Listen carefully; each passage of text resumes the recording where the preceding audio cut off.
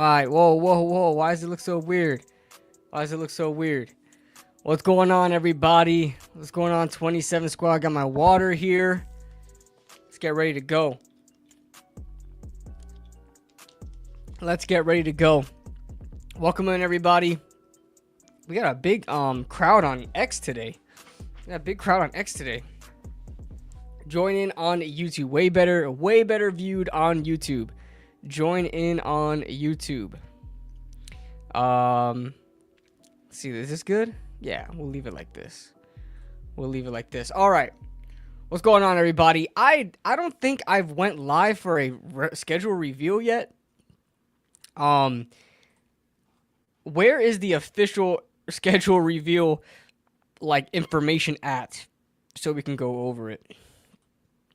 Because everybody knows about the schedule that got leaked, but of course we want to cover our bases and make sure that that schedule is actually like for real. You know what I'm saying? We want to make sure that schedule is actually for real.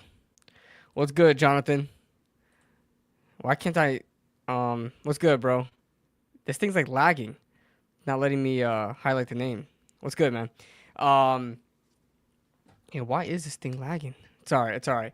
All right, let me see if I can pull up the official schedule release. Is it like it's on the NFL Network, right? Official schedule release, NFL. Let's see.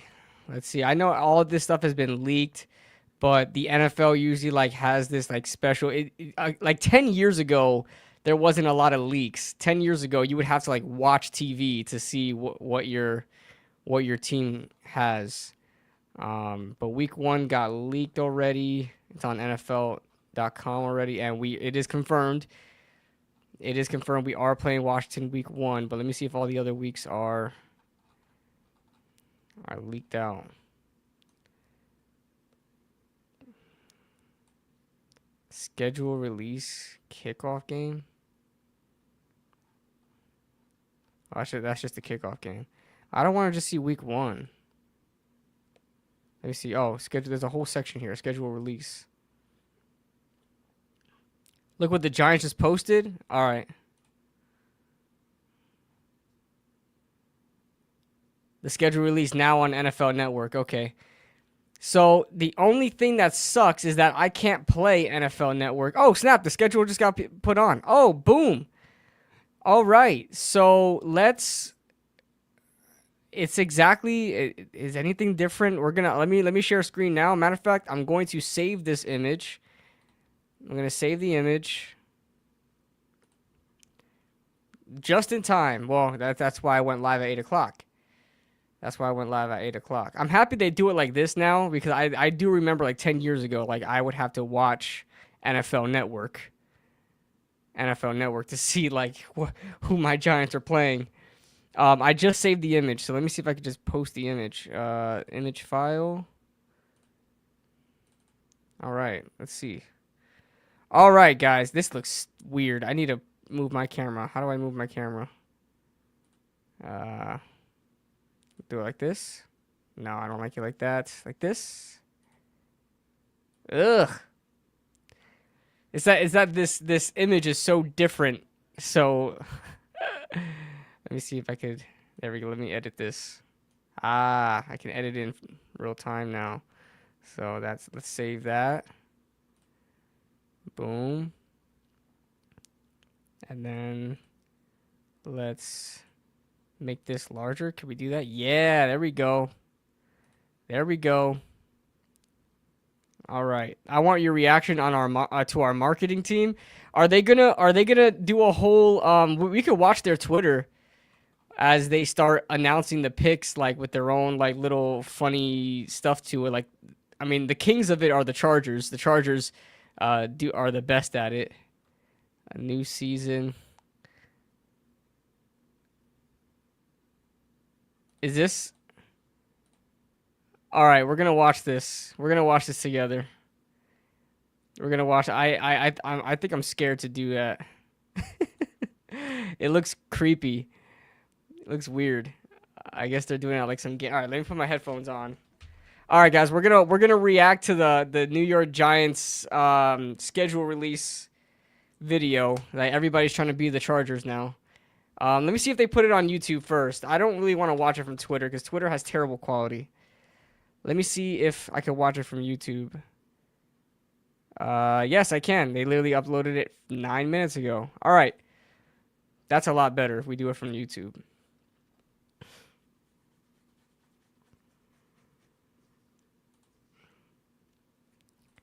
All right. I'm going to remove that. Don't make me watch it again. Well, guess what? It's your fault for watching it because if you knew I was going live, this is your fault. All right? This is your fault. Let's see here. We got a good view here. All right, let me edit this down.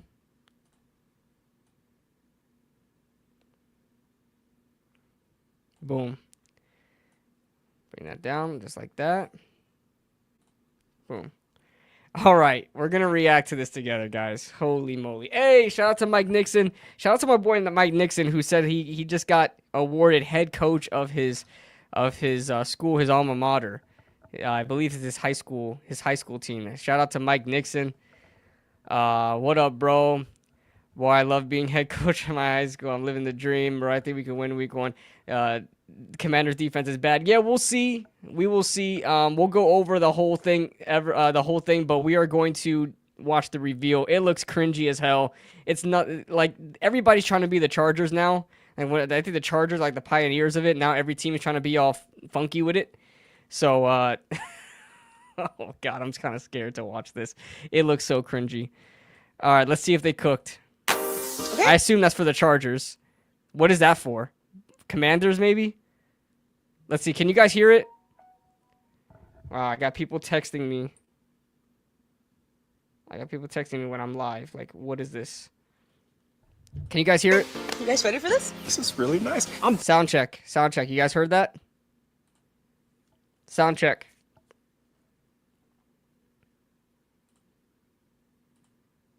You guys heard that? That quick little snippet before I start playing it? Because I don't want to look stupid and I'm playing the whole thing. And you guys don't hear it. You guys heard that? Come on, type. Good? All right, cool. Let's go. Okay, you guys ready for this? This is really nice. I'm built for this. Is that Eminem? Oh, that's for Detroit? Yeah, that's for Detroit. Let's get this thing started, y'all. Is that Dolly Parton? Like my hair? I was due for a blowout. Hi, I'm Destiny, but everyone calls me Dynasty. My favorite animals are zebras. I love the stripes. I get it. The referee, wow. That's funny because I feel like the NFL like really does not want us to talk about how the referees love the Chiefs because they don't want to start conspiracies, but literally an NFL team just made a meme about it. So I feel like they're going to see some repercussions from that, but still a little bit cringy. Dynasty. She's pretty though. My favorite animals are zebras. I love the stripes. The champ is here. Name's J-E-O-Y, Oh, Joey. God. Go Birds! They're gonna love my body. Look at this push. Camera guy, push in right here. Do Eagles fans even look like that? I'm a pretty intense guy. Probably the most intense guy here. I'm actually a pretty nice fellow. It's just that I tend to get I'm a bit dead. intense from time What to the time. hell is this? No one understands me. 4 hours of makeup daily. Big analytics guy, all about maximizing optionality. I like to Is wind this because like Silicon Valley, like? down my days listening to Alpha Male Bro podcast while practicing extreme meditation. I'm gonna be America's sweetheart. I can guarantee it. Yeah! I've never said this before, but this is gonna be my year. I waited my entire life for that. I've never said this before, but this is gonna be my year. Okay, that one was funny. Special one, but this time feels different. I've always been in long-lasting relationships, but now I truly have love. What can I say? I love love. My hobbies include beardscaping, dehydrating food, rehydrating food, churning my own butter, generating my own electricity. I like to keep my feet in the clouds and my head in the sand. Wait, I think I got that backwards. I guess I have to. Bro, this is like a Darman video, bro. This is like this. They got this dude straight from Darman. Share my space. Oh my god. That's okay. No, it's literally the worst. You think I'm wicked hot now. You should have seen me 12 years ago. That's my buddy Ben. Well, now Matt, group chat. Hey, Mark, say hi to your mother for me, okay? I gotta go. I'm doing a thing. Hold on, I gotta catch these names because they're gonna be throwing subtle jabs at certain teams. Like, who's Ben? Who's over there that's named Ben that may be associated with the Giants? Oh, you should have seen me 12 years ago. That's my buddy Ben. Well, now Matt, group chat. Hey, Mark, say hi to your mother for me, okay? I gotta go. I'm doing a thing. Hi, I'm Robert, Robbie, Bob, Manders? or Bobby. Hey, Yeah. whatever you want to call me, it's okay. I'm generational, baby. I've been down for Oh, I get it, because they keep changing their names. Okay, I get that one. That one's all right. That one's all right. That one flies. That one flies. I'm generational, baby. I've been down for so long, it's finally my time. It's my one shot, They should have got that guy that like looks just like Eminem from TikTok. my one opportunity. I'm built tough. Who would that be? Who would that be? I'm trying to guess these. Who would this one be? Wearing all black. Oh, this is the Saints, the Mardi Gras beads. Yeah. Just threw a big party. I ain't sucked in months. My name is Sven, and I will kill all my enemies with kindness. I live by an old family credo. Straight cash, homie. Kirk Cousins isn't there anymore, but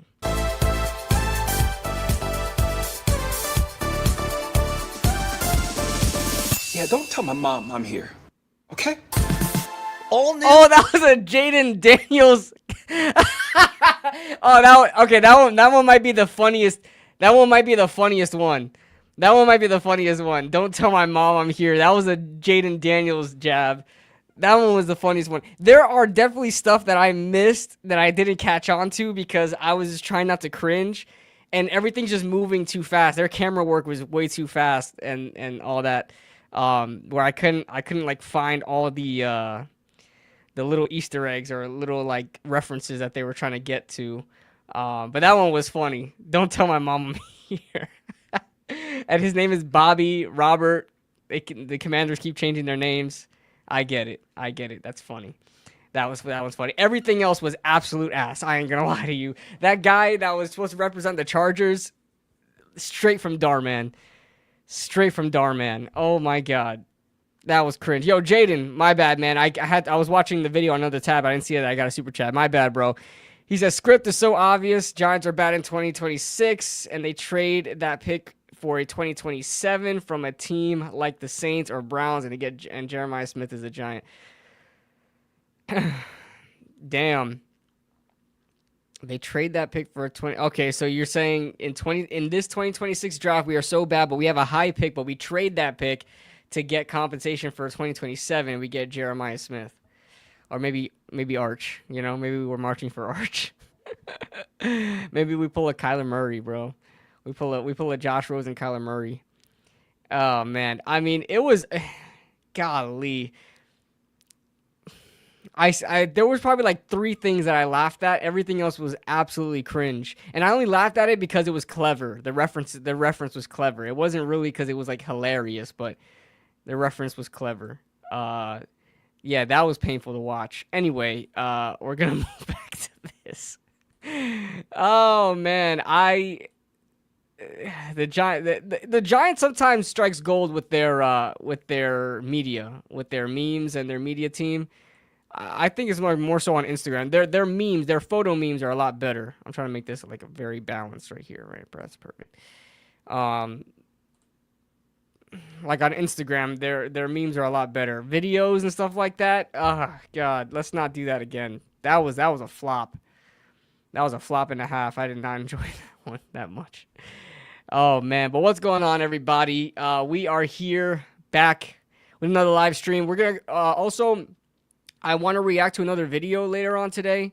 I want to react to Steve Smith. Steve Smith, he makes content. He makes good content, like wide receiver based content, and he kind of recapped Malik Neighbors' rookie season. Kind of, I don't know what the exact word he did. He said it was like either recapped or graded or let me see, Steve Smith. So I want to watch that video together.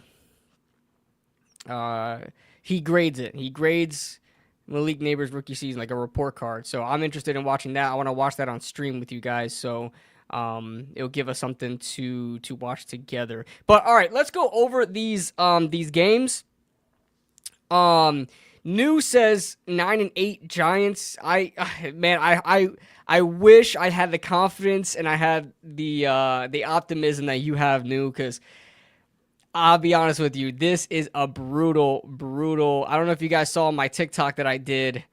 If you guys saw my TikTok that I did earlier, it was comedy based, but it was for real. It was like, bro, this is a brutal schedule. All right, let's start off. Preseason games are very. I mean, you guys know we play the Jets and Patriots every year, but we're also playing the Bills in Week 1. So, time date to be determined. I don't know if we're doing any joint practices. I assume maybe the Jets is going to be a joint practice.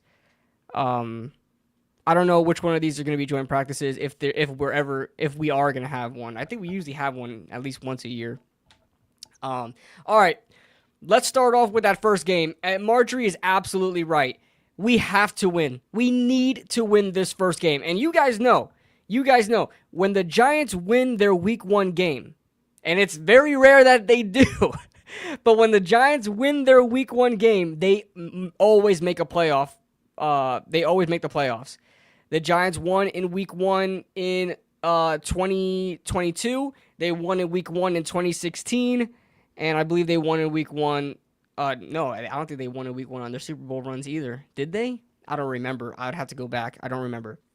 But I know in 2016 and 2022, guys, these were since at least 2012, because like I said, I don't know if they made, or 2013, because I don't know, like I said, I don't know if they made, if they won Week 1 in their playoff races all those years ago. But the only time from 2013 to 2024 that the New York Giants have won their Week 1 games were 2 times. Only 2 times out of over 10 years, 12 years or so. Only 2 times the Giants won their Week 1 games, and they made the playoffs. 2016 and 2022. Those were the only times we won our Week 1 games. So that's a little bit of a... sort of, I don't even know how to, what word to superstition. That's a little bit of a superstition for me. It doesn't necessarily guarantee that the Giants are going to make the playoffs if they win Week 1, but history has shown that is the trend you're on. On top of that, it's a legitimate NFL stat. Like if a team starts off 0-2, they have a very poor chance of making the playoffs versus a team that's 1-1 or 2-0. So if you start 0-2, your chances of making the playoffs are very, very slim. So let's look at the first game. Commanders, what did they really do in the draft? I mean, I believe they got another corner for their they drafted another corner. Who that was? Who did they draft? Who was the corner they drafted? I know it's someone that I liked. Who was the corner they drafted? I don't remember. I don't even remember their draft, to be honest with you. They had 4 picks. They had four or five picks, and 3 of them were like legitimate, like they can start. Their roster is already good. There's not much that. Well, they did change a lot, man. They got Laramie Tunsil now. I believe they upgraded in their offensive line in other ways as well. They have Deebo Samuel now. So this is going to be a dangerous team. The Giants absolutely need to win week 1. The question is, will they? I don't know, man. I'll be honest with you. I can drink the Kool-Aid all I want. I don't think we're going to win this game. I don't think. I said this in my TikTok. I said the 27 years I've been living on this earth. Trey Amos. Yeah, Trey Amos. There we go. Thank you, Marjorie. Thank you, Jaden. The 27 years I've been living on this earth, this beautiful planet we call home, I've never been afraid of the Washington, whatever you want to call them at the time. The Redskins, the football team, the Commanders. I've never been afraid of Washington. Every single year, ever since I was a kid, I would always circle them as 2 wins. 2 wins. Maybe we lose to them once, but we're gonna whoop that ass, right? Even going back to last year, I thought the Giants had a really good chance of sweeping them last year. They swept us. And not only did they sweep us, they made it to the NFC Championship game, and they could have made a Super Bowl run with a rookie quarterback. I don't see us winning this game, guys. I don't. The 27 years I've been living on this earth, I haven't been afraid of the Washington Commanders. This is the first year in my entire life that I am terrified to play this team, and we play them in week 1. So that's getting off to a fantastic start. All right, let's go to the Cowboys. We have not beaten the Cowboys since 2021. I don't know. I think we will beat the Cowboys at some point this year. I wanted us to face the Cowboys a little bit later because the Cowboys always find a way to have their key players injured. Some sort of, either it's Dak Prescott or Micah Parsons or whoever it is. They're always beat up going into the season. They're never 100% healthy. And I really wanted the Giants to get time to mend together, whether that be the quarterback and wide receivers, whether it be, the offensive line mending together, or even the defense as well. There's a lot of new pieces there. I wanted to face the Cowboys later to try to face them with, our full strength. I don't know if we beat them at Dallas in week 2. I don't know. I think our defense is going to be tough. I definitely think that. And I think it's going to be a close game because even going back to when Dak Prescott was healthy, what did we lose, like 20-16 last year? Is that the year I'm thinking about? I feel like every time we play the Cowboys, the game at Dallas is always similar. Giants 2024 schedule.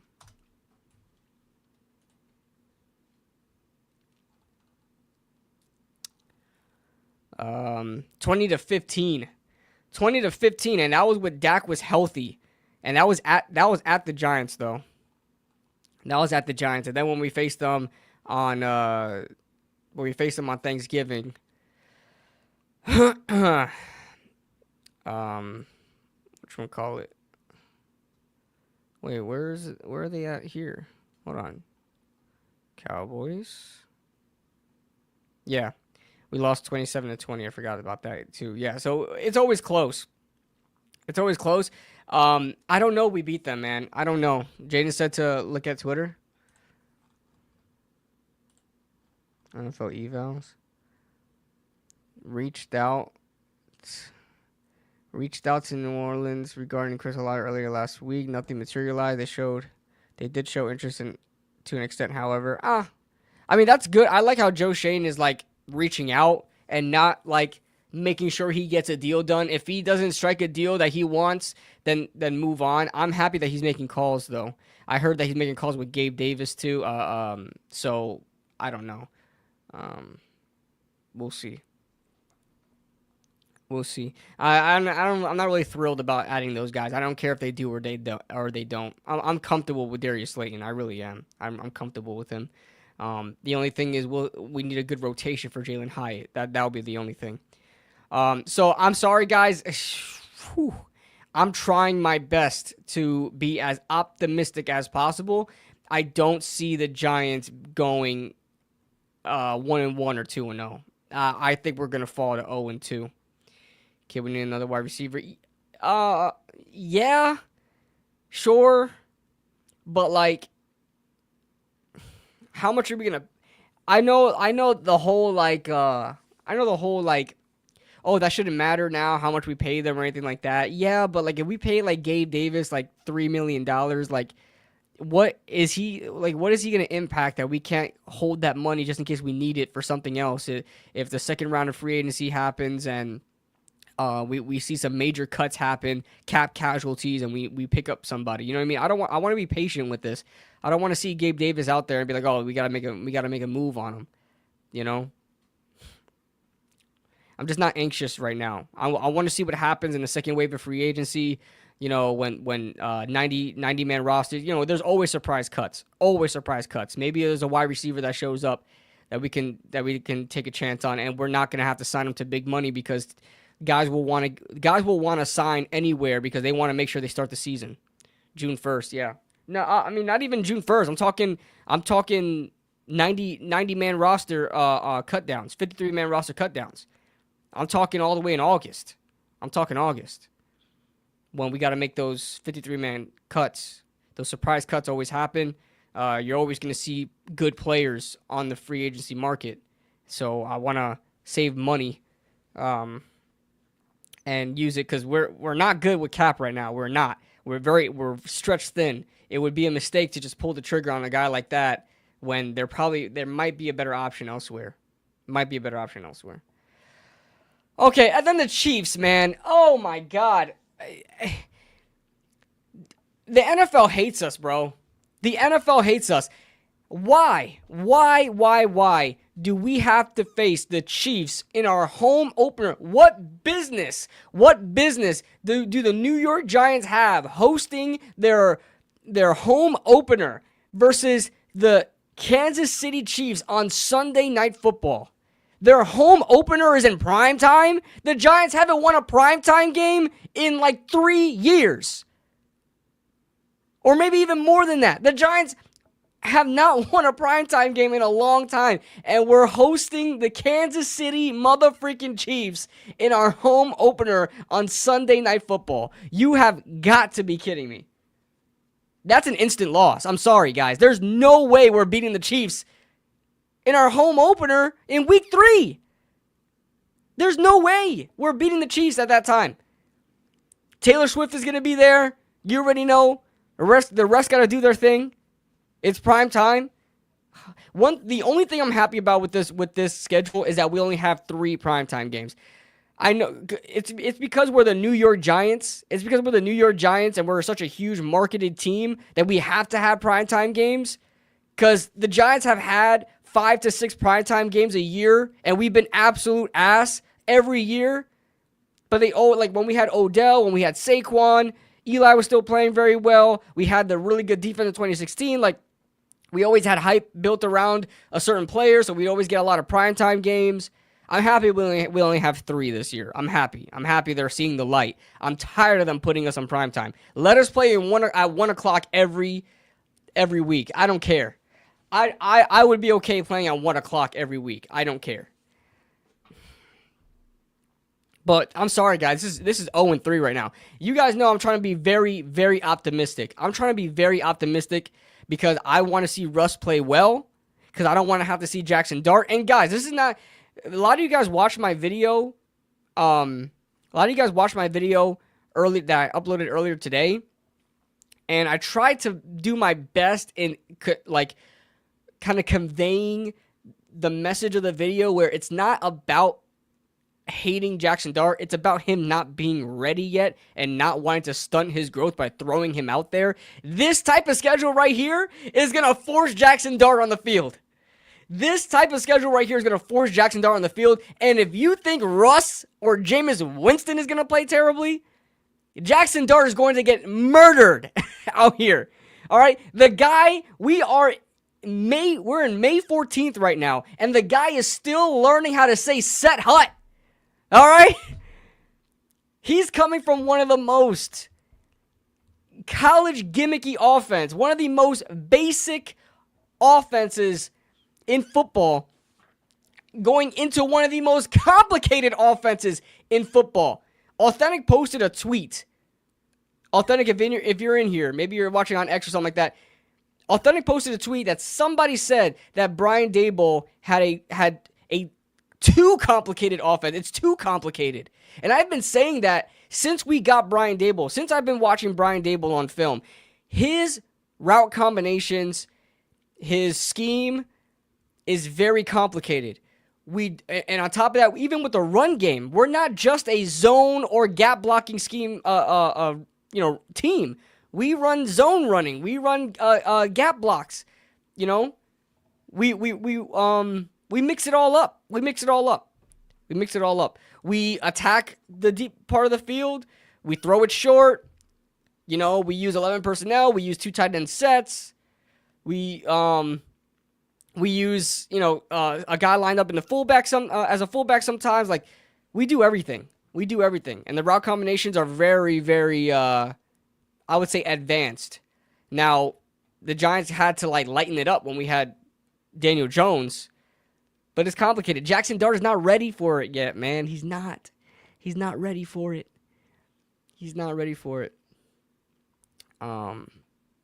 Man. So, all right. So, then we go to the Chargers. The Chargers are legitimately good now.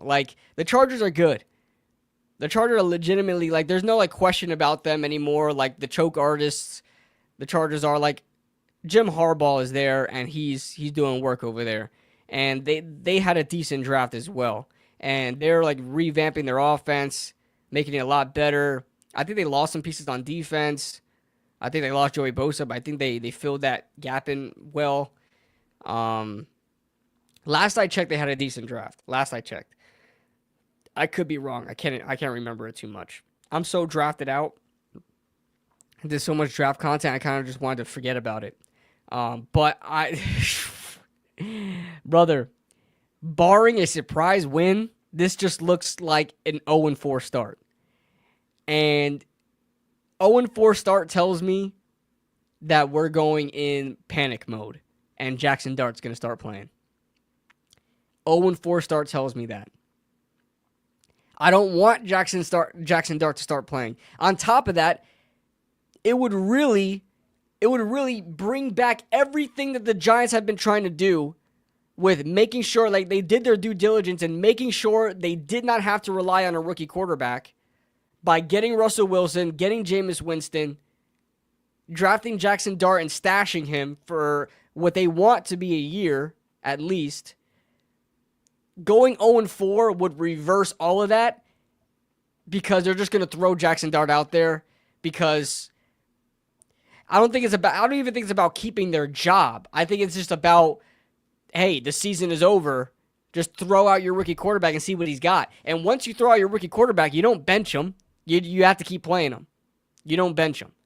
And I have a feeling this is going to be like Anthony Richardson, bro. Was Anthony Richardson a day one starter, or did he come in because he had to start? Can anybody tell me that? Anthony Richardson? He shouldn't have started as early as he did, but I can't remember if he's a day one. Was he a day one, guys? Anthony Richardson? I don't remember. All right, then, yeah, he was day one. That was a huge mistake. Oh, my God. But they can't do that, man. I know it's not the same situation because Russell Wilson will start, but Jackson Dart doesn't have any business starting any games before the bye week. He doesn't have any business starting any games before the bye week. Pretty sure he got hurt in his first game, though. I can't remember.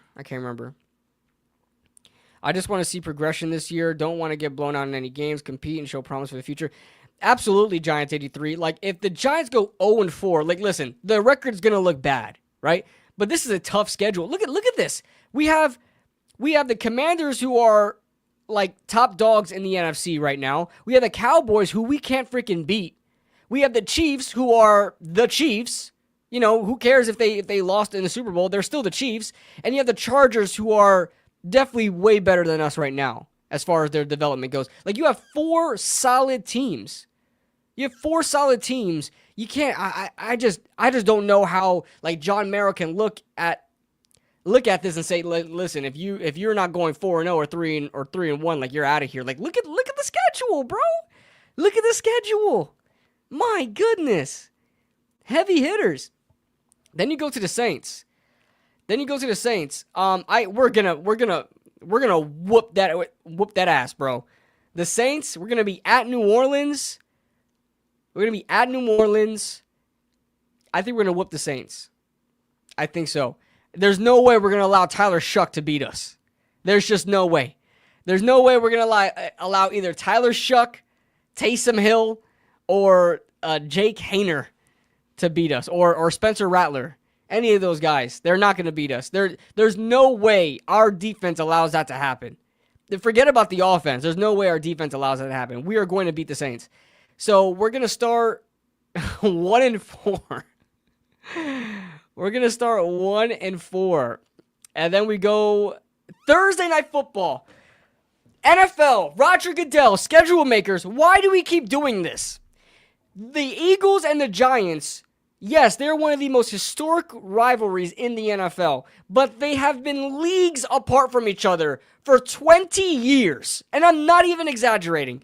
For 20 years, they have been leagues apart from each other. Why now? Why are we still putting this team against the Giants in prime time? The Eagles look forward to this game every year. Not because they're rivals, just because they want to whoop our ass in prime time. They do this every year, and then they black out their uniforms. They wear their black out uniforms, maximizing their aura just to whoop our ass. And this game's at home too. This game's at home too. Watch us mess around. Watch us mess around and wear our color rush uniforms so they could wear their blackout uniforms. Watch. Man, and that's a loss. I'm sorry. I've told you guys this already. Until we can actually beat the Commanders or Eagles once, I really do think we're gonna beat the Cowboys once. We've got to. I think we're gonna beat the Cowboys last game of the season. Last game of the season, we're gonna beat the Cowboys. But until we beat the Eagles and Commanders once, you're not going to see me saying we're going to beat them. Unless there's a major injury that happens, like Jalen Hurts goes down, Saquon goes down, Jaden Daniels goes down, something. Like, that's the only time you'll see me this season saying that we're going to beat the Commanders or Eagles. Like, I'm sorry, we just gotta, accept that fact. Mike asked if we're taking callers. I don't think we're taking callers today because I don't plan on being on for very long. We're gonna go over the schedule. You're gonna react to a video, and we're gonna call it a night. We're starting 3-2 KB, talking about some 4 tears in my eyes. Jaden, don't you want to see Jackson? Aren't you a Jackson Dart stan? Don't you want to see him out there? You ain't gonna see him out there if we get to a 3-2 start, buddy. You ain't gonna see him out there. Oh, man. So it's going to be 1-5. Then we have the Broncos. The Broncos are an interesting one because they've got a top defense. They have a really good defense. But I think their offense is still their offense is not great. Like, Bo Nix is okay. But Bo Nix, if you watch him on film, he's not that good. He had really good rookie numbers. I won't take anything away from Bo Nix. But if you watch him on film, he's not that great. I think the Broncos are a team that can fall to the Giants. I do think that. Their offense just doesn't look fantastic. Who did they even get a running back? Who do they have? Let me see. Let me look at all their hour lads. Our Broncos goes hour lads. They got RJ Harvey. I mean, RJ Harvey's okay, but he's like an old man. Russ revenge game. Yeah, on top of that, if Russell is still playing, if Russell is still playing, maybe, I would hope so. But I do think we're gonna beat the Broncos. Let me look at their. I mean, it's one thing looking at them on paper. It's one thing looking at them on paper. Their team is really not different. Didn't Drake Greenlaw get hurt again? Drake Greenlaw got hurt again, didn't he? Man, shout out to... I feel bad for him, man. There's an update on Greenlaw.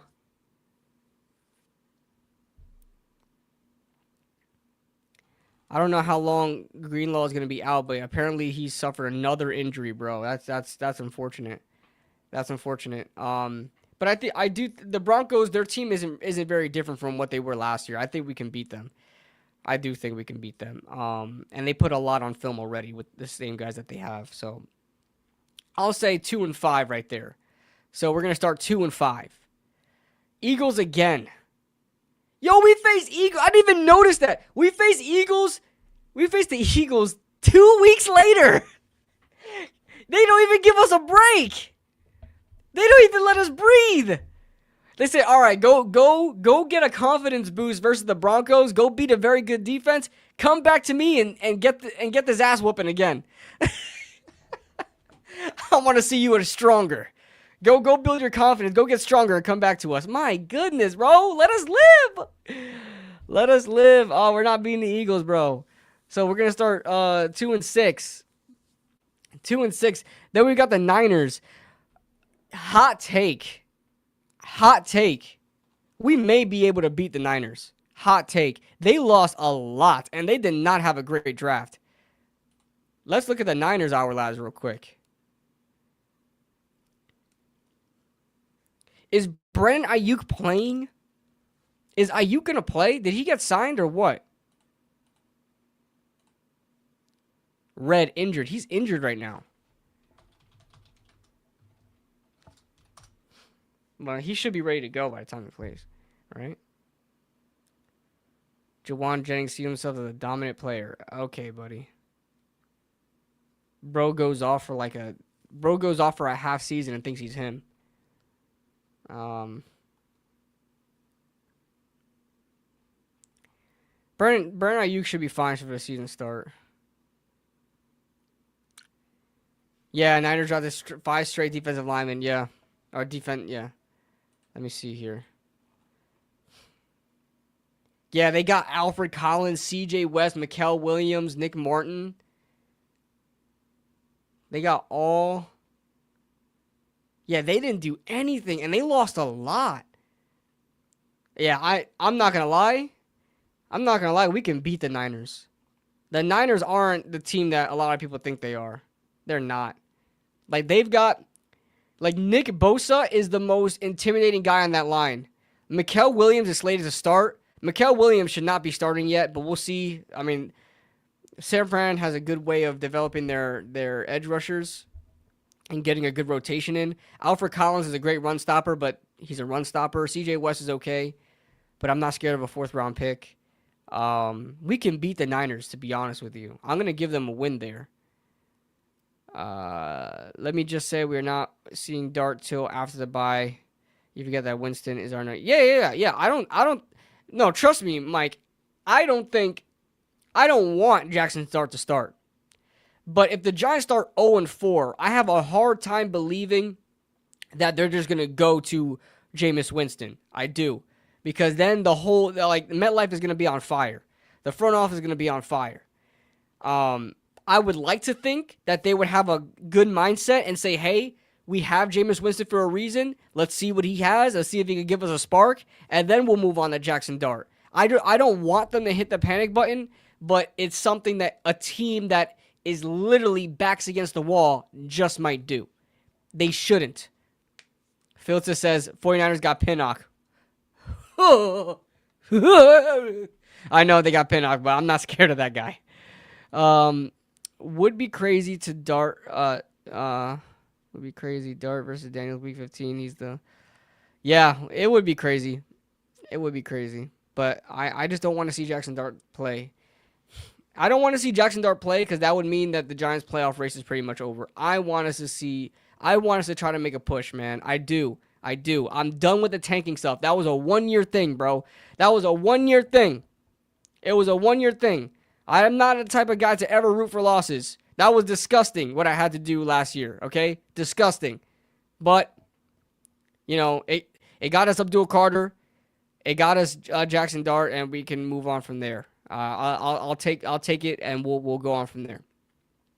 Giants going 8-9. Whew, I hope so, Jaden. I said it. If the Giants go 8-9, we're gonna be looking like the Knicks fans out there in the streets. Like, we're going to be so happy. The Giants go 8-9 and miss the playoffs. We're still going to be so happy. Oh, my God. You would swear that we won the Super Bowl. You would swear that we won the Super Bowl. All right, let's keep moving on here. So where were we at? Loss. So 1-4 start, 1-5, 2-5, 2-6, 3-6. So 3-6. Then we got the Bears. Man, the Bears are a hard team to gauge because I really expected the Bears to do some damage this year. They weren't able to do that. Then they go out and have a pretty damn good draft and upgrade their head coach in Ben Johnson. That was probably their best move they made this year. Upgrade the coach in Ben Johnson. Draft Colston Loveland, who I'm a huge fan of. Luther Bird and Ozzie Trapilo, who's going to be a good swing tackle for them and is going to be maybe be a guard for them. I don't know what's going to happen with Jonah Jackson and Joe Tooney. These guys are a little bit older, no? They got a good running back rotation. Pretty damn decent running back rotation, if you ask me. And their defense is okay. Their defense was very hit or miss last year. Like, they got blown out in some games, and other games they were pretty good. So it's very hit or miss. I don't know if we beat the Bears. I really don't know if we beat the Bears, to be honest with you. Yeah, I don't think that's happening. I don't think that's happening.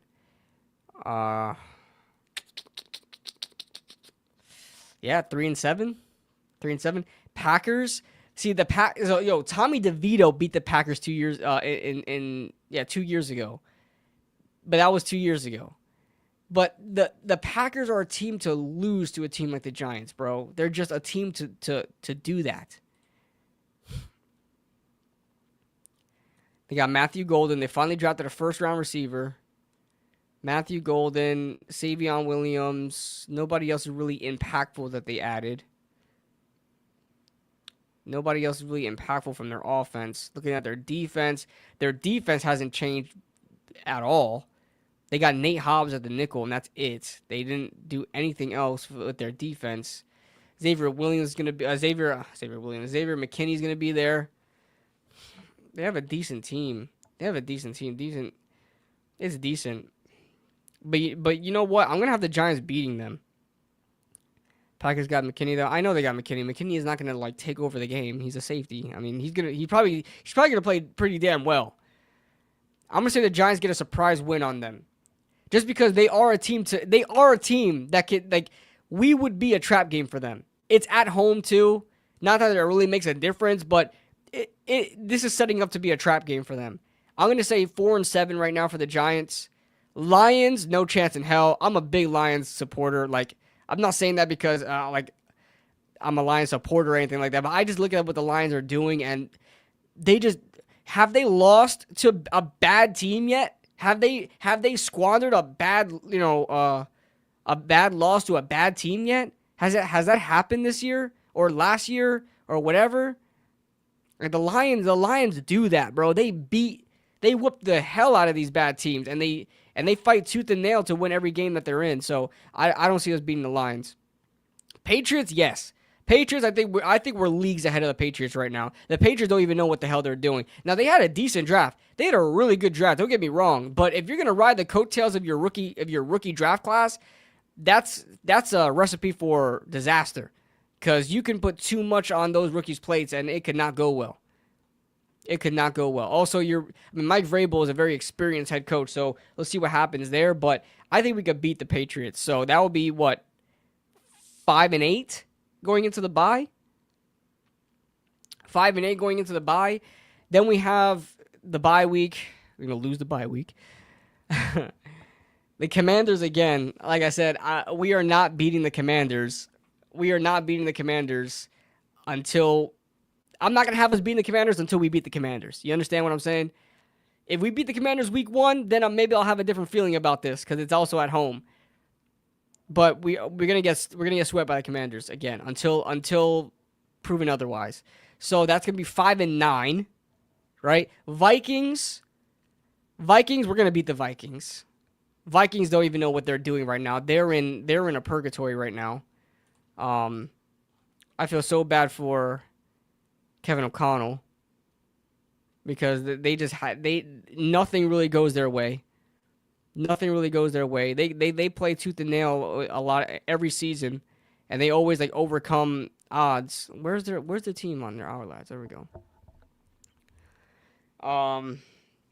They have a really good trio. They're one of the best trios in the NFL as far as their wide receiver goes. Like, Jalen Naylor is really good. People don't even know who this guy is. He was a 6th-round pick in 2022. That guy is every time I turned on red zone and they go to the Vikings, he was scoring a touchdown. Jalen Naylor is really good. They got Donovan Jackson. I thought that was a really good pick. Other than that, they haven't really upgraded. They didn't have much picks. They had, 5 picks? And none of these guys are projected starters. They drafted Kobe King. They got Ty Felton, Gavin Bartholomew. They haven't really upgraded much. I think we beat the Vikings. And they're going to have J.J. McCarthy starting. So, he's basically a rookie. Whoa, what the fuck was that? Damn gnat or something just flew in my eye. The hell? You're not even safe in your own home. I hate Florida, bro. I hate Florida, bro. I really do. So what is that? So that's 5-9 after the Commanders. Then 6-9. Nice. 6-9 beating the Vikings. Raiders. We're gonna. Oh man, they have Geno now. This isn't just like a easy win. They have Geno now. They have Geno and Ashton Genty, Brock Bowers, like Jack Betch. Like that's a team now. Yo, the Raiders are a team now. Let me look at their hour. Like, yo, that's a team now. They might be.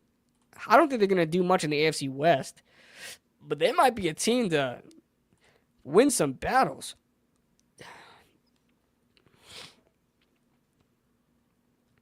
They drafted Dante Thornton. I don't really care about that. But they drafted Jack Besh. I mean, their wide receiving core is not, it's not great. They have Jacoby Myers, who's a sad number 1. Like, he should not be a number 1. Trey Tucker, Jack Besh. I mean, they have Geno, but they don't really have great weapons.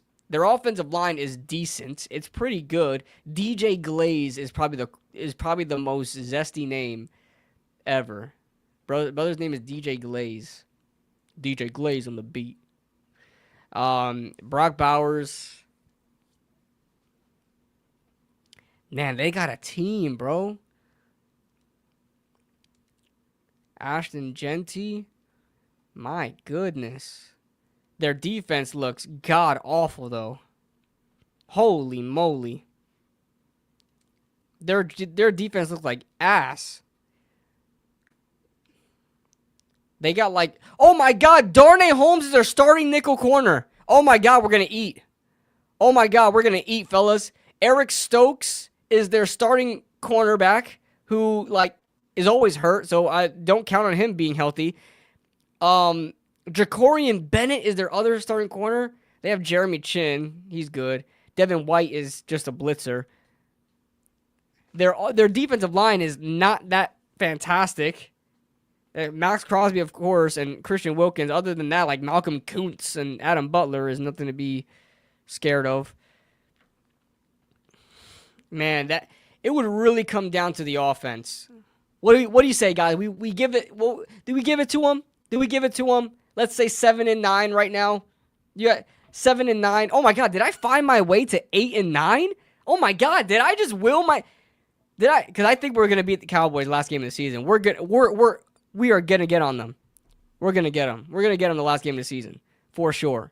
For sure. They're not gonna have anything to play for, and we're gonna have everything to play for. Not even if it's not a playoff race, Jackson Dart's probably going to be playing in that game. They're going to want to go off. If there's one lock this season, book it. Book it right now. If there's one lock this season, we're beating the Cowboys last game of the season. We're going out with a bang. We're going out with a bang. That's for sure. So I think I just willed myself to an 8-9 record. Oh my God, I didn't even think that. I did not see myself doing that. I did not see myself doing that. With this schedule, I did not see my and the start that we're gonna have. We're gonna start 0-4. Don't get me. We're gonna start 0-4, then 1-5. But I did not see myself getting getting myself to an 8-9 record because I think the Giants have it in them. Their roster, like on paper, this team should, on paper, or just not on paper, just how the team is. It's the New York Giants, for crying out loud. They probably shouldn't win 6 to 7 games, but if you look at their roster, I think they're gonna will themselves to get a couple surprise wins here. What are the surprise wins I have them getting? Is the Niners really a surprise win? Like I feel like we really overrate the Niners. I feel like because they do compete well with good teams, but they're not like world beaters in any fashion. Like they can still lose to a bad team. Their depth is not great offensively. They lost a lot of pieces. And they didn't really do much in the draft besides adding a lot of like defensive linemen. They got like 3 defensive linemen, a linebacker, and whatever else, a safety or corner. So the Niners, I don't think that's a surprise win. I think a surprise win, I'm giving them 2 surprise wins. Packers surprise win and a Raiders surprise win. I think the Packers and the Raiders are going to be surprise wins. Now, they could have surprise losses. They can definitely have surprise losses. That's a little bit harder to predict because, of course, you're always looking at it from like even though I try not to have like a blue lens outlook when it comes to the Giants, I try not to. But I don't know. Maybe we could surprisingly lose to the Patriots. Maybe we could surprisingly lose to the Patriots. We can surprisingly beat the Bears. I have us losing to the Bears. We can definitely beat the Bears. I just don't have us doing that. But, man, I have 8 and 9 officially. I've got 8 and 9 officially. I'm very curious to check out what my record prediction was last year. I think it was 7 wins last year. 7 wins, and I was very optimistic. I didn't think we would win 3 games, but then again, the Giants tanked. I don't care what any of you guys say. I don't care. I noticed the moment they started tanking. The moment they started tanking was the Bucks game. That was the moment they said we're phoning it in.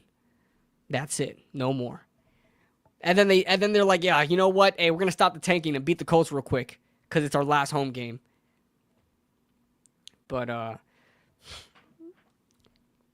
But yeah, I didn't have them losing that much games, but I didn't expect them to tank either. I think I don't care. Like I said, if the Giants tried their best to win every single game last year, like if they tried their best to win every single game, and I'm talking the coaching staff down to the players, I think they could have willed themselves to 5 or 6 games. They could have willed them. They came close in a lot of games.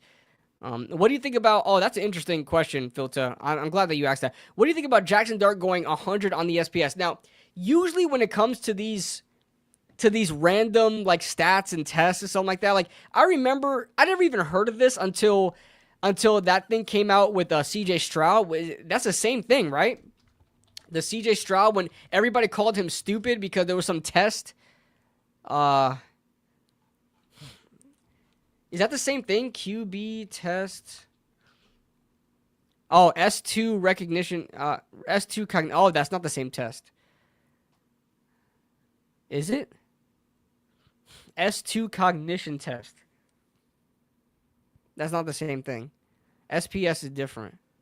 This is not a test that they actually take. It's just like a metric that I guess somebody uses. I want to see what's the criteria of how you come to that sort of thing, because I'm not even discounting. Listen, I'm not even discounting that whole thing with Jackson Dart and his SPS score. I just want to know where it comes from, because if you look at all the other test results, like those are all quarterbacks that struck, like are hits. Those all those other quarterbacks were hits. Like there is not one quarterback in that top 10 that isn't good, that had a really good SPS score and wound up not working out. They're all pretty good. Now, I am a little antsy on like how the hell did Jackson Dart get a 100? Like I said, that's why I want to see what the criteria is for the grading system, because Jackson Dart is very far behind, because of the offense that he comes from, very far behind in his development than somebody that is like coming out of like LSU or something like that, right? Where it's not a college gimmicky offense like, you know, something that Jaden Daniels or Joe Burrow was coming out of. Like, they can adapt to the NFL pretty well. Or like Alabama, you know. When it comes to like Ole Miss and Lane Kiffin's offense, he's very behind as far as development goes. Like I said, guys, he literally had a press conference the other day, a practice presser, where he had a whole like 2 minutes talking about how he's learning how to cadence, how he's learning how to say set hut, how he says that he has a lot of fun practicing it with his friends in the backyard playing football. Bro, you are 20-something years old and you're having fun cadencing, like having fun with your cadence, like you're 20-something years old. Don't get me wrong.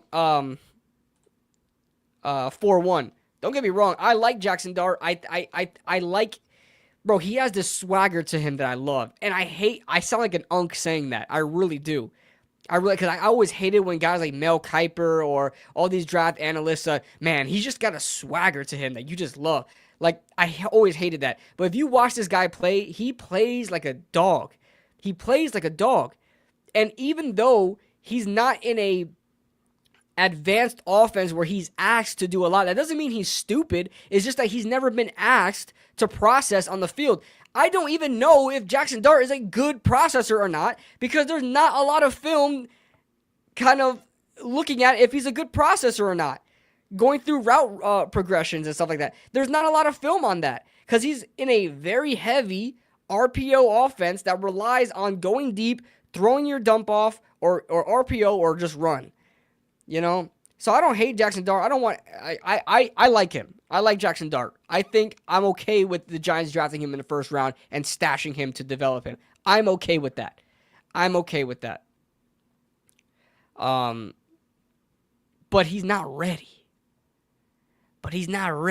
So that's why I really, I want to see why he has a 100. Guys, no quarterback has ever scored 100 before. Jackson Dart is the first quarterback in NFL history, as far as his SPS score goes, to score a 100 on. That's a perfect score. How the hell? I'm not saying it as a way of hating. I'm saying it as I want to know how. What about it? Because that tells me that he's the perfect quarterback prospect, and he's not. He's not even the best quarterback prospect in this draft. So that's why I want to know. Let me look that up real quick. Let's go down that rabbit hole real quick. SPS score Jackson Dart, and I'll share the screen if it's I can look at it.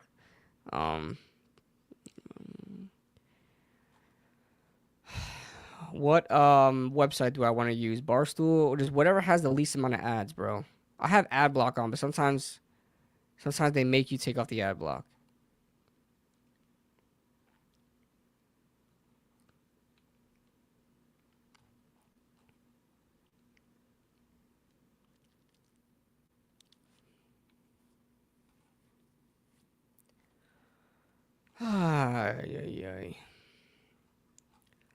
All right, let's look at this together.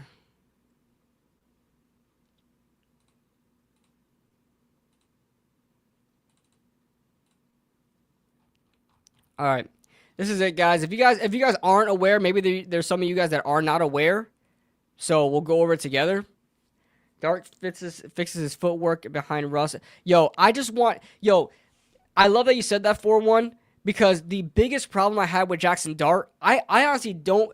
he throws the football beautifully. I think he throws the football with decent velocity when he throws it deep, and I think he has decent touch on the ball as well. The biggest problem I had with Jackson Dart, and I want you guys to look at this every time you watch Jackson Dart throw, that his foot mechanics when he throws, it's not even his throw, it's not even his arm. His wind-up and everything is fine for me. It's his foot mechanics that boggles my freaking brain.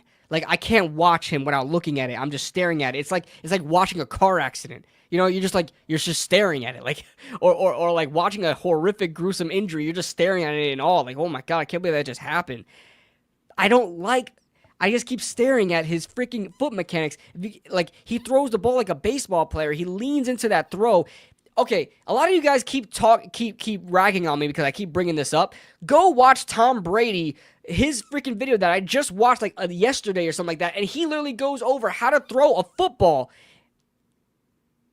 It's not, yeah, the hitches and taking too much steps, I get that too. It's not even that, because that can be cleaned up. It's his, when he throws the ball and releases it. You guys know that when a pitcher throws a ball, their foot kicks up when they throw the ball because they're leaning into the throw, and their foot kicks up.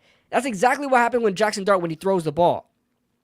And that is not good for a quarterback because it throws you off balance, and it gets you off your base, right? You want to have a narrow base when you throw the ball, because if you're off your base, that can cause balancing issues, and it can change up your accuracy and ball placement. You know, and even your timing too. You know?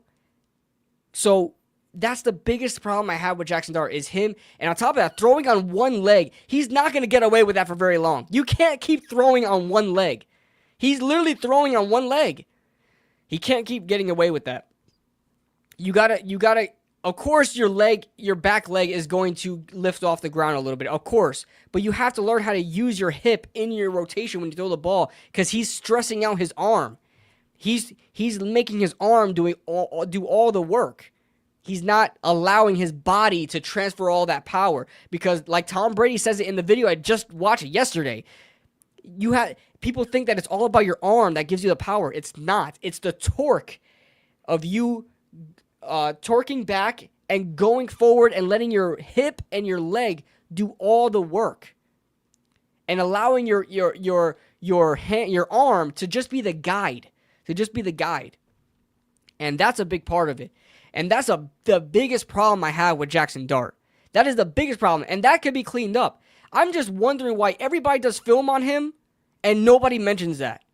Everybody does film on him, I think the only person I saw mention that in a scouting report is, and I haven't watched many scouting reports on him, only person I watched that actually mentioned in a scouting report is PFF. Let me show you guys that real quick.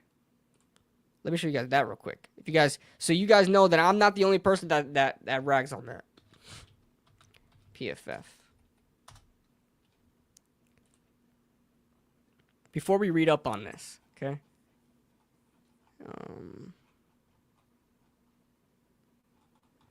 I want to go to Jackson Dart's PFF.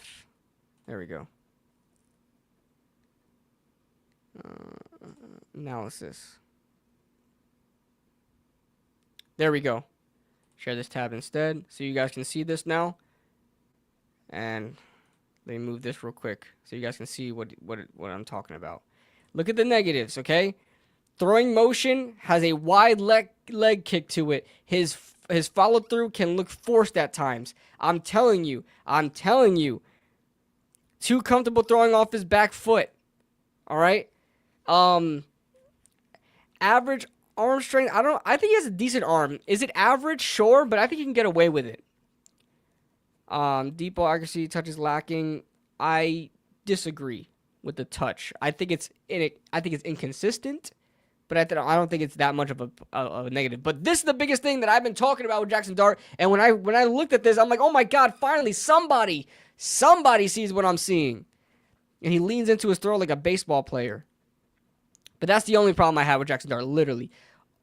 The biggest problem I have with Jackson Dart. So, Brainy Ballers. Oh, oops. Let me put this back here. Like that. I'm sorry I went on that tangent, guys. Jackson Dart is the truth. I've seen everything I needed to see months ago. Got you. 22 and 27, 418 in a game. He went. I know, but look at the teams that he threw against. Like, I'm not trying to look, guys. Don't try to think I'm hating on Jackson Dart. I'm not trying to, but you guys got to realize that in college you can get away with a lot than in the NFL. A lot of college quarterbacks dominate college, and they're terrible in the NFL. We've seen that time and time again. We can't keep throwing out stats and saying, "Oh, look," but that doesn't matter because, look, he threw for 418 yards and 515 yards here. It doesn't matter. He is a slinger. He is, and I respect that. And I love his mentality. He throws back shoulders. He had this one throw. My first game I watched of him, Jackson Dart, he had this throw where he was on the run. He rolled out right on the run, saw somebody running from the right to the left, threw across his body, and just freaking faded away that throw, and it was complete. It's not suggested, and a coach is never going to tell you to do that. That's just something that is instinct. That's just being a dog, having that mentality, and wanting to go out there and make a play. That's what Jackson Dart has, and he's not afraid of making that play. I love that about Jackson Dart. Love that. Played exactly nobody, bro. And they're saying he's a king. Oh, because he has better traits. He has an elite release. I don't think Jackson Dart possesses anything elite. A trait that's elite yet. I don't think he has an elite trait. Cam Ward has elite arm release. Yeah, he had a great bowl game. I will say that as well. He had a great bowl game. Guys, 4-1, you're making it seem like you're making me argue against Jackson Dart. I'm not trying to do that. I don't want to argue against Jackson Dart. I like him. You're making it seem like I'm arguing against him. It's okay. Guys, no quarterback is perfect. It's okay if they have issues. There's issues with Cam Ward too. It's okay. All right, guys, look at it. Check this out here, guys. If you guys are not familiar with this yet, Jackson Dart becomes the first quarterback to ever achieve a perfect 100 SPS score, which predicts future success of NFL players, which has been dead on balls accurate so far. Bro, Clem, what are we doing here? Anyway, I have never heard of this thing until this year. And I'm sure guys like Clem, guys like Anthony Rivardo, everybody that's covered this story has never heard of the SPS grade until this happened. This is why it's hard to really take this for real, because nobody has been looking at this until it has something to do with the player that they're talking about. So, but look at the names that we have here: Lamar Jackson, Jalen Hurts, Ben Roethlisberger, Patrick Mahomes, Deshaun Watson. Say what you want about the Diddy of the NFL. He was great coming out of college, and he was great with the Texans. Cam Newton, Kyler Murray, Josh Allen, they're all hits. If Jackson Dart does not hit, he would be the first quarterback out of this entire group, first quarterback to score extremely high and not work out. So that's great company to be around. And honestly, I don't know how legitimate this SPS thing is. I don't know what their criteria is, but it gives me some hope. All right, let's read through this a little bit. I'm not sure about you guys, but that is all I needed to see to convince myself that Jackson Dart is not only going to be a legit starting NFL quarterback, but a star, if not a superstar in the NFL.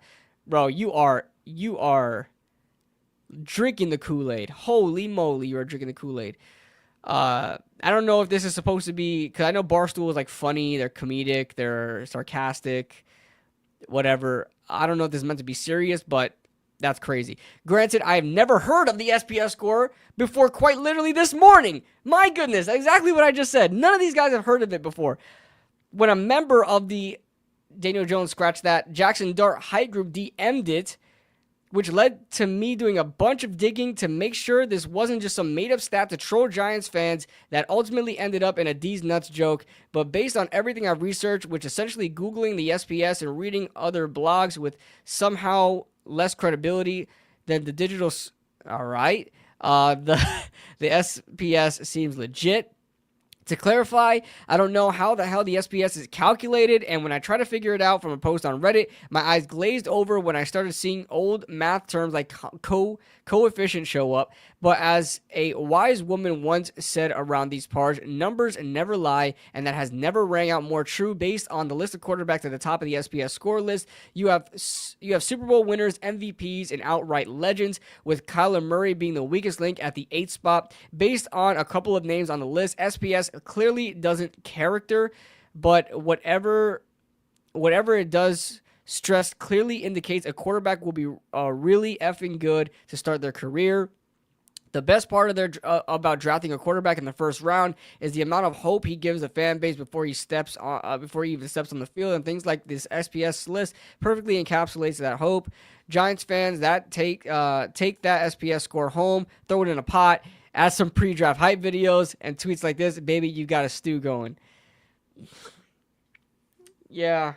So yes, I truly believe Jackson Dart is going to be a stud based on everything that I didn't know existed yesterday, and still don't know how it is calculated. However, if you disagree with my opinion, you are at best a hater, and at worst, someone that doesn't believe in math as a concept, because this is the type of rationality all fans should have when they are still in the honeymoon phase with their new rookie quarterback. I can't wait to see Jackson Dart on the field, and this and in Canton in roughly 20 years. Oh, so this is a mildly sarcastic it's mildly sarcastic. It's Barstool. They're mildly sarcastic. They're a little tongue in cheek. So there's that. I'm gonna click that Reddit link real quick, but Reddit is a place of insane content. So I'm going to, just in case I stumble across something stupid that is TOS, I'm going to remove this real quick, and I want to see that. I want to see how it's calculated. He said he stumbled across something. Oh, this is okay. Oh, wow, this is pretty cool. All right, let's go down this rabbit hole for a little bit. Just a little bit.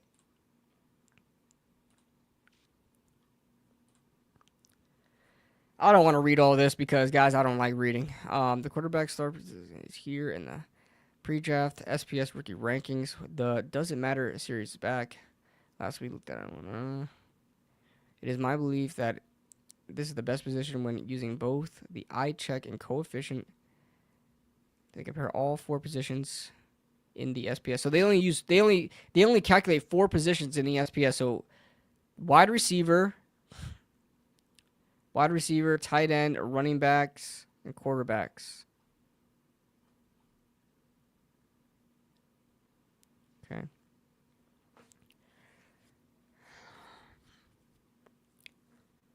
Let's see. I am posting pre-draft content. Should be referred to even with the formula not being finalized until. So they haven't even come up with a formula. Even with the formula not being finalized until until the players are drafted. Okay, so with them saying this, even with the formula not being finalized until the players are drafted, that tells me that it matters about where they go. So it doesn't just predict if they're going to be successful based on, it doesn't really mean they're going to be successful based on like who they are as a quarterback, like watching film or stats or anything like that. It does matter about where they go, and a big boost should be put onto Jackson Dart because of where he went, because he's probably the perfect Brian Daboll quarterback, if you ask me. Like, Cam Ward is not even a perfect Brian Daboll quarterback. Jackson Dart is a perfect Brian Daboll quarterback. He 30%, I think I read this stat, 30% of plays that Brian Daboll calls are quarterback runs, and that's going throughout his whole entire coaching career, calling plays. And Jackson Dart runs the ball a pretty decent amount, so you got to be a dual threat when you're in a Brian Daboll offense. On top of that, you got to run the RPOs. Jackson Dart is like an RPO merchant. That's literally the archetype that I named him when I was doing my film on Jackson Dart, is that he's an RPO merchant.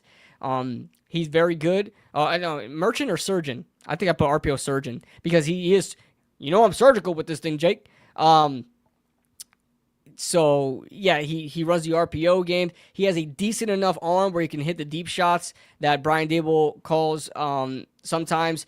Has decent ball placement, and maybe I shouldn't say perfect quarterback because Jackson Dart isn't familiar with advanced NFL offenses, but he's a good prototype for Brian Daboll. Fantastic. I think the perfect landing spot for Jackson Dart was the New York Giants. So him playing behind Russ would probably boost his score too. Yeah, maybe, Filta. You're right. Him not being put in a position to start immediately may boost up his score. I would say so as well. The gap between the SPS quarterback 1 and the nearest quarterback is just too far to think it'll change during the draft. Not only won't the rookie, and that's Jackson Dart, SPS quarterback 1 is Jackson Dart, and the nearest quarterback, yeah, because Cam Ward didn't even come close, or Shador or anything like that. Not only won't the rookie rankings at the top change, but the all-time top 10 SPS But the all-time top 10 SPS will be changing with the 60 to 70% chance that there will be a new number 1. So this is before, this is 20 days ago. So this is before the Jackson Dart thing came out. This is before it came out. So it does matter. I really don't want to read all this shit. Today we are releasing the top half. Oh, the rankings. And look at the quarterbacks. There it is, Jackson Dart. Look at this. Possible number 1 quarterback all time per the SPS by a wide margin. Get out. Jalen Milroe, number 2? Holy smokes. Cam Ward 3, Shador 4. Who the freak is Seth Hennigan? Riley Leonard, Will Howard, Dylan Gabriel. Oh, the Tyler Shuckin in here. Hey, RIP Tyler Shuck fans. Oh, of course, my king, Ashton Genty. Possible number 1 all time. Look at my king out there. Look at Cam Scatterbo at number 4. Above Quinshawn, Travion, Dylan Sampson, Caleb Johnson. Needs a lot of help in the draft for me to consider him. Oh, wow. Possible top 10 of all time.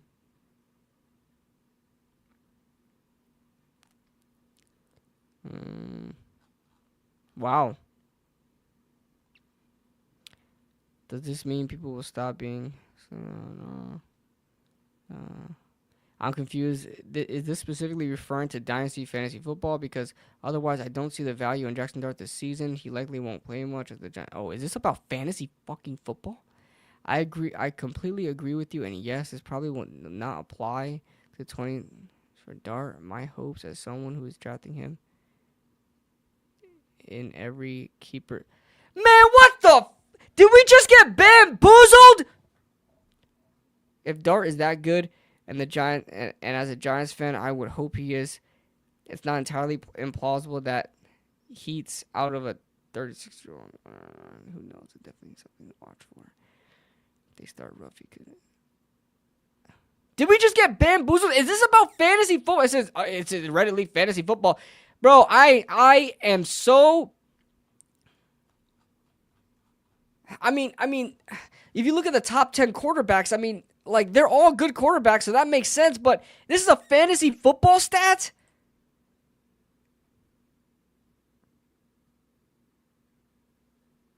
This is a fantasy football stat?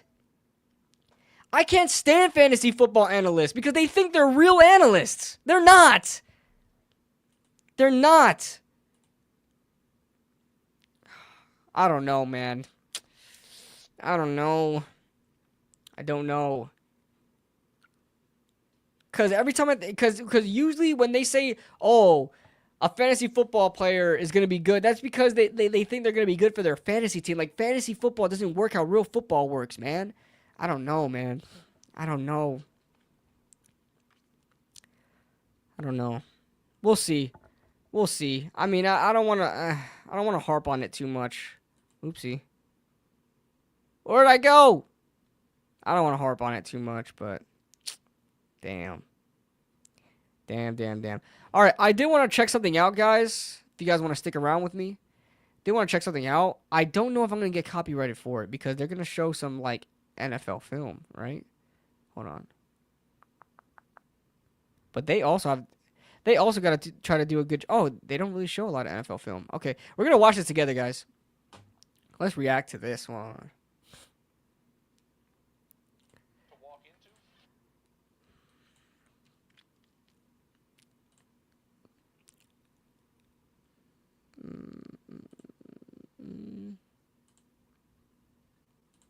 Bro, just doing this stream, I opened up so much more tabs. Oh my god. Hold on. Share this tab instead. There we go.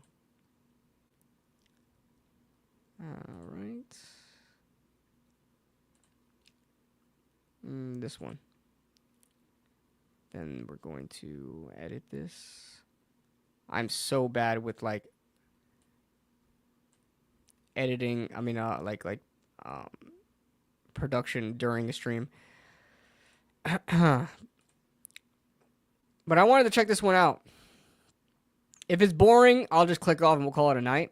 But I wanted to check this one out with you guys. Malik Neighbors rookie season graded by Steve Smith. Steve Smith gives a lot of good nuggets, like on wide receiver and stuff like that. His content is very, very good. So I trust what he's gonna say. Let's hear what he has to say about Malik Neighbors. Malik Neighbors from the New York Football Giants, number 6 overall. We saw the playmaking ability. We saw the explosiveness. Probably not an ideal situation to walk into. Offense wasn't going great. The adjustment to a big market and 4 different quarterbacks. But Malik Neighbors had a pretty dang good rookie season. He's running routes like he's playing in the backyard. When I get past the red car, throw it up. Oh, I got James out there covering me. Yeah. Oh, come on now. My back pedal's all right. All right, here at 89, the rookie report card, Steve, continue, and we're going to the top of the draft. We're going to number 6 overall. Malik Neighbors from the New York Football Giants has a franchise record. 109 catches in his rookie season. He has 1,204 yards. I believe 7 touchdowns as well. Touching footballs from a plethora of quarterbacks. We'll get to that.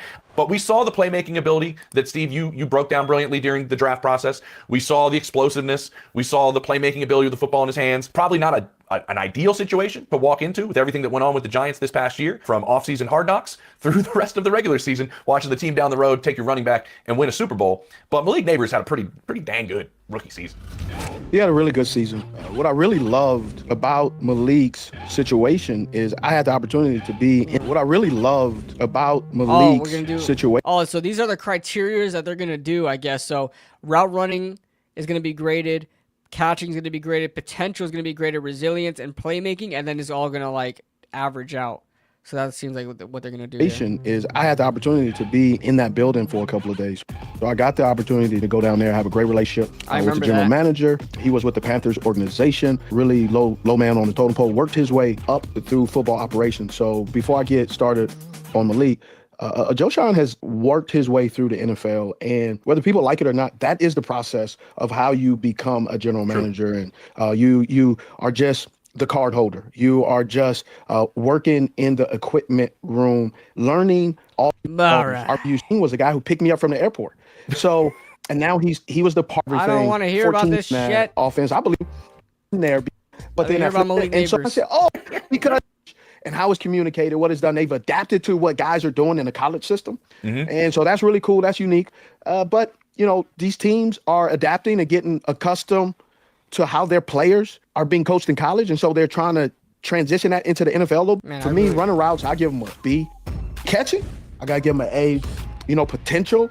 Potential. I don't want to go too high, but I don't want to really go too low because Okay, potential has to be nothing but an A. I think Malik Neighbors, you may not consider him to be a top 5 receiver yet. I think he can definitely be up there with Justin Jefferson, Jamar Chase.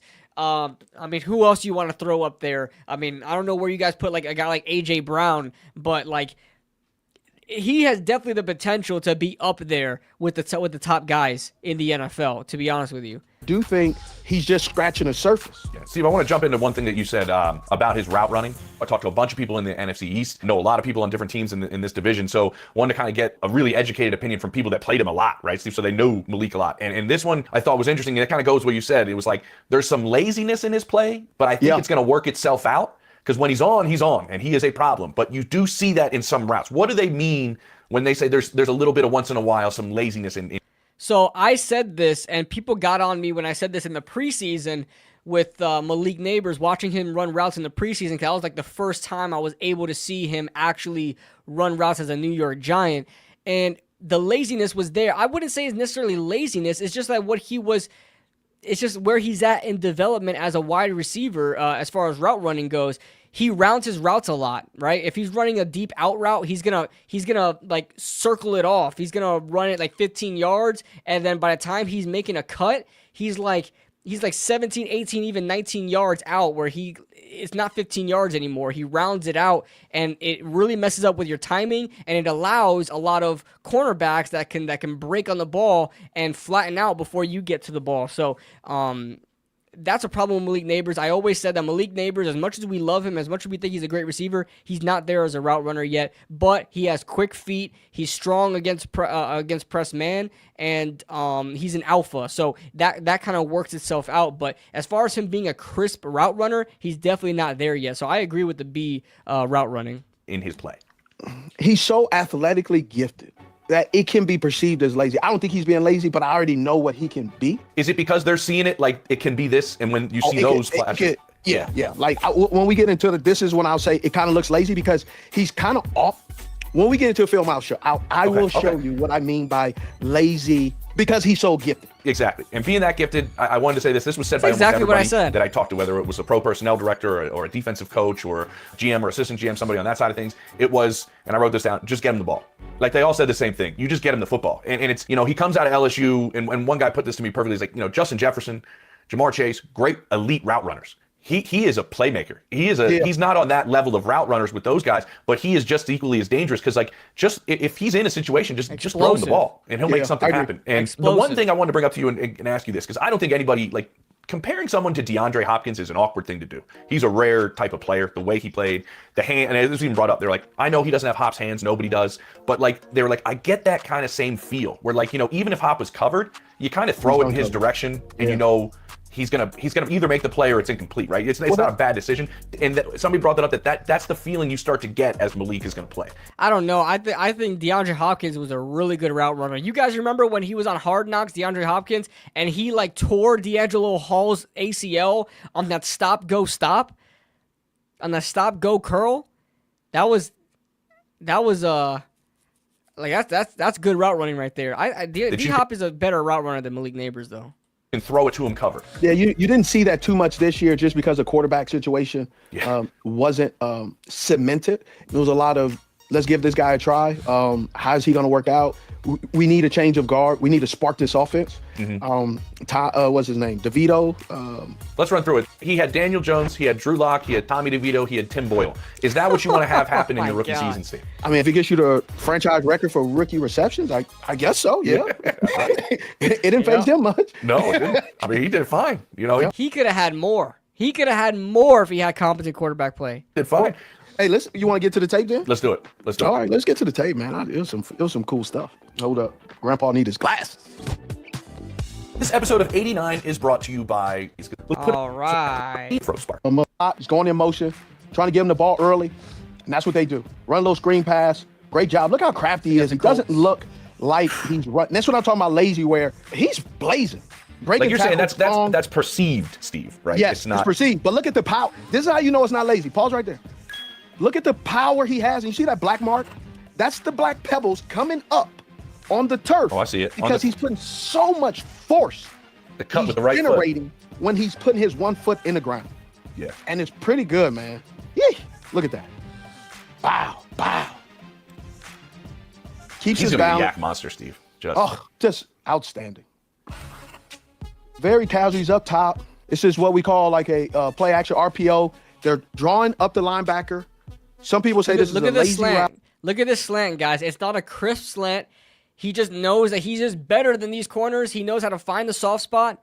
It's not crispy. It's not something you would necessarily even coach. You don't want your wide receiver to do it, but he's an alpha. He's a dog. So I don't know if they really tell him something at the sideline like, hey, you gotta make that shorter and a little bit more sharp. Or he's cutting it off, or a receiver coach say he's rounding it off. It's called a glance. And he's glancing in and allowing himself to get skinny, but also knowing it's going to be a quick throw because of the RPO, run pass option. But in this situation, there is no run pass option. There is a fake run, the pass. I am the option.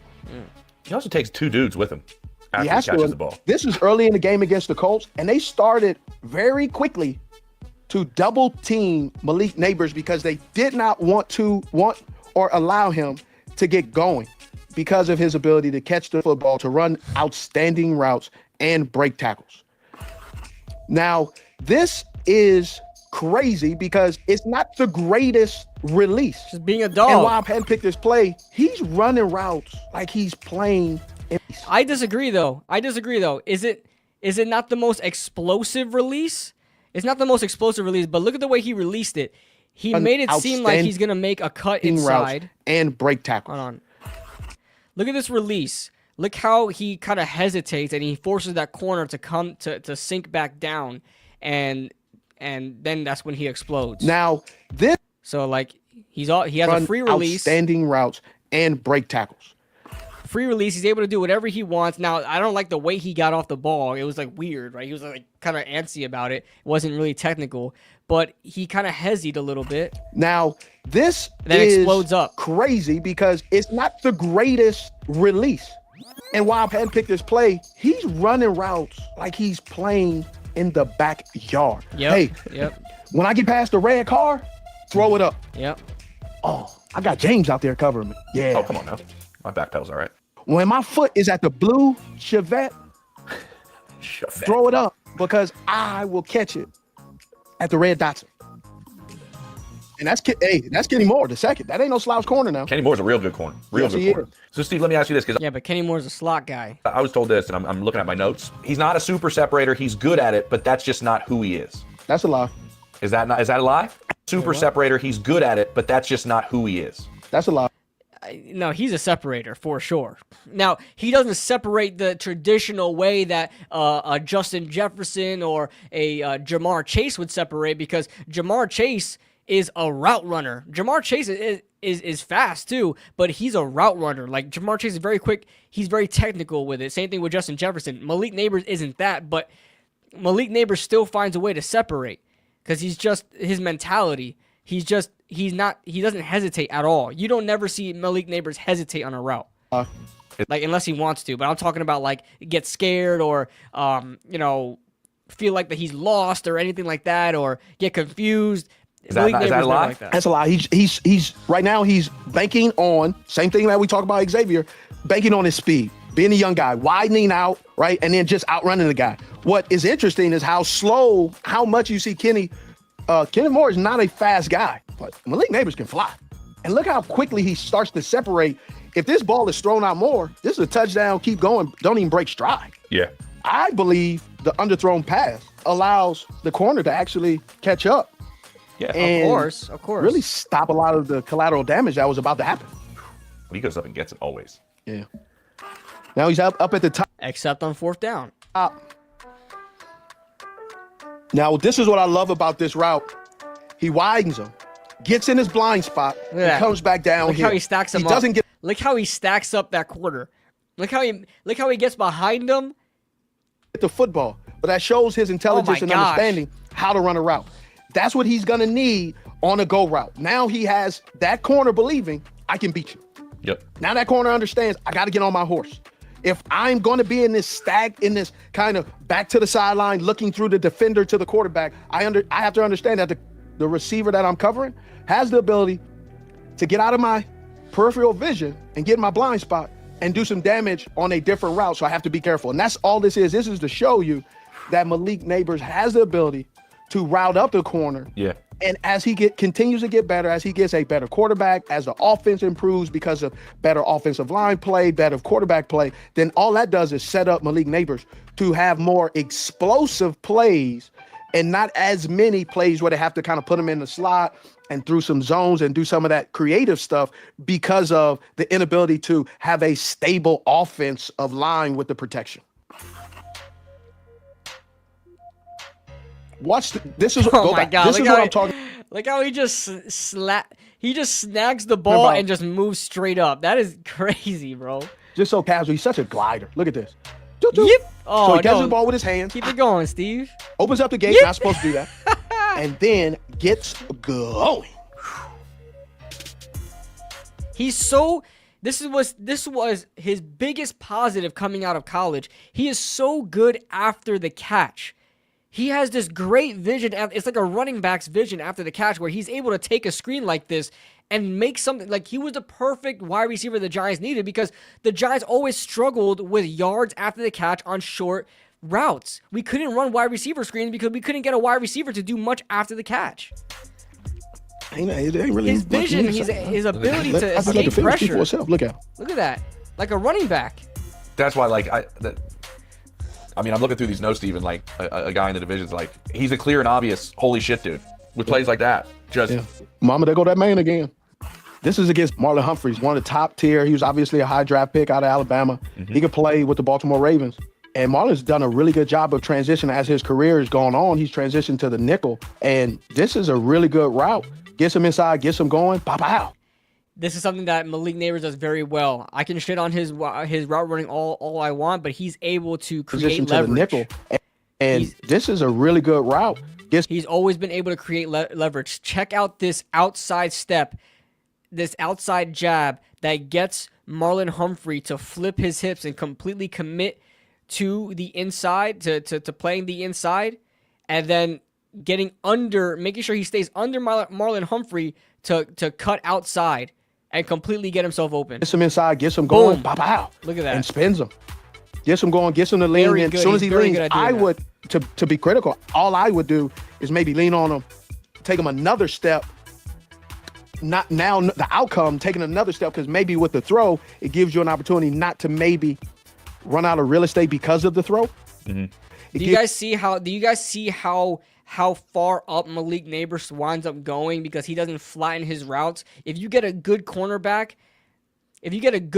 that's stuck on you like glue, it's going to be an issue, not for Malik Nabers, but like in any wide receiver in a scenario, a regular wide receiver. This is why you don't want to round out your routes, because the guy can undercut you. Look how deep he makes his route. He doesn't make it crisp and sharp and flattens out. He rounds this route out. Not now, the outcome, taking another step, because he's just like kind of a fading upfield. The throw, it gives you an opportunity not to maybe run out of real estate because of the throw. Still good catch. And because of the throw, how it is, it runs out of real estate. So then he could have maybe caught it and turned up the field. But that's just nitpicking because I'm so excited to see what he can do with the ball in his hands. Great release. Get skinny. That was impressive. Just right here that's one of those I want to see him. I want to see him give a little bit more attack. Look at that jab. Create free access. He doesn't attack as much. He kind of hops. He already knows he's playing well. He does it. This is one of those where you know the type of corner you're going against, and you know your athleticism. And so you kind of go in and you just try to sell him. You ain't really trying to go. You're just trying to sell him. And so sometimes that just happens, man. That's human error. Malik can play, man. It's going to be fun to watch him. Great job creating free access for himself in college. He's done a good job. He uses his speed. I just want to see how he does when other teams start to come up and try to press him and be a little bit more aggressive with him. Next year is how his plan is prepared for that. Yeah. I'm going to give a couple grades. Resilience, we mentioned the quarterback, Steve. We talked about Malik in the beginning of the season. If you remember how we broke down a couple of his comments post-game and how the New York media might have their way with what your comments are and kind of manipulate them in any sort of capacity. Did you feel that he didn't look for you as much as you would have expected? I mean, I don't know really what was going on back there, but I'm getting out my routes and I'm just trying to make a play. I know what he meant. I think you know what he meant when he said, I don't know what's going on back there. That was twisted. He's more or less saying, I don't know what's going on back there because I'm running my route. I'm running my route. I'm focused on what I have to do. I don't know what's going on. Nobody should be running around talking about, man, I hope they block up. You're looking and seeing what's happening with your quarterback the whole time. Like, you know what? I thought he should have stepped up in the pocket a couple of times.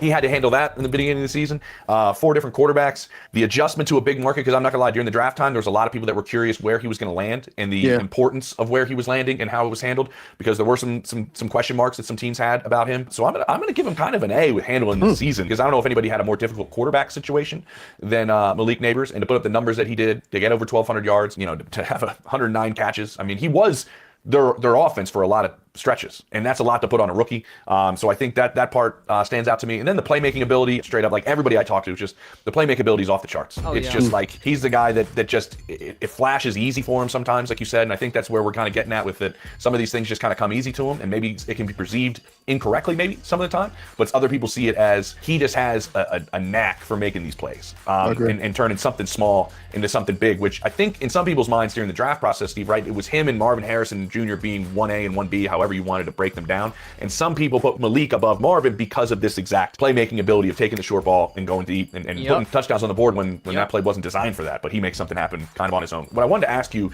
because this came up with a couple different people, they like this versatility. The other part I mentioned, and I want to get to this, the resilience part, like they strain to get him touches a lot. And that's a lot to put on a player. And then the other part is they already see him as a 3-level player. Can you kind of break that down for everybody at home of what that kind of means? So 3-level route running, you have explosive plays, which is 20 plus, mid or intermediate, 10 to 19. And then you have short, 0 to 9. Generally, the short is really used for guys in the slot.